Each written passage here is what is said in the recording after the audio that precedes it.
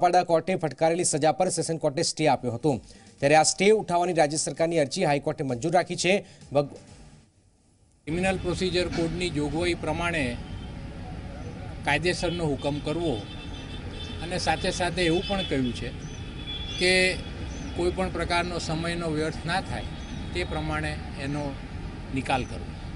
આમાં જે પ્રકારે આખો કેસનો ચુકાદો આવ્યો છે, જસ્ટિસ સોનિયાબેન ગોકાણીએ ચુકાદો આપ્યો છે, કેટલી કહી શકાય કે મુશ્કેલી વધી શકે છે એપ્લિકાન્ટ તરફથી જે ભગવાનભાઈ બારડ છે એમના માટે કાયદાકીય રીતે વાત કરીએ? કોંગ્રેસના ધારાસભ્ય હવે આજના દિવસે મેજિસ્ટ્રેટે જે ચુકાદો આપ્યો હતો અને તેમને જે સજા કરવામાં આવેલી છે એ સજા આજે એક્ઝિસ્ટન્સમાં આવી છે।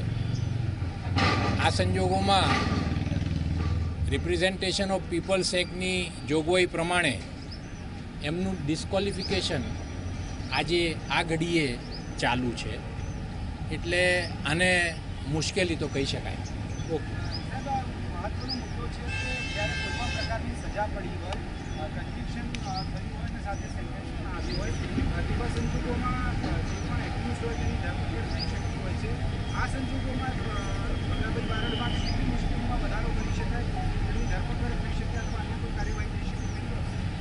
ના, ધરપકડનો પ્રશ્ન ના આવે, કારણ કે સેશન્સ કોર્ટે એમને જામીન પર છોડવાનો આદેશ તો આપ્યો છે, પણ જામીન પર છોડવાનો આદેશ અને સજાના જજમેન્ટને સ્ટે કરવાના આદેશમાં ફરક છે।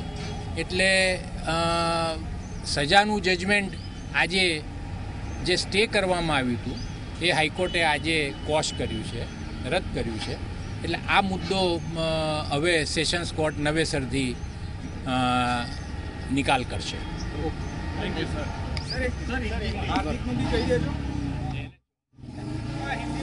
તો ભગવાન બારડ લઈને એક મહત્વપૂર્ણ સમાચાર આવ્યા, જેમાં સ્ટે હટાવવાની રાજ્ય સરકારની અરજી માન્ય રખાઈ છે। જસ્ટિસ સોનિયા બહેન ગોકાણીએ આ ચુકાદો આપ્યો છે।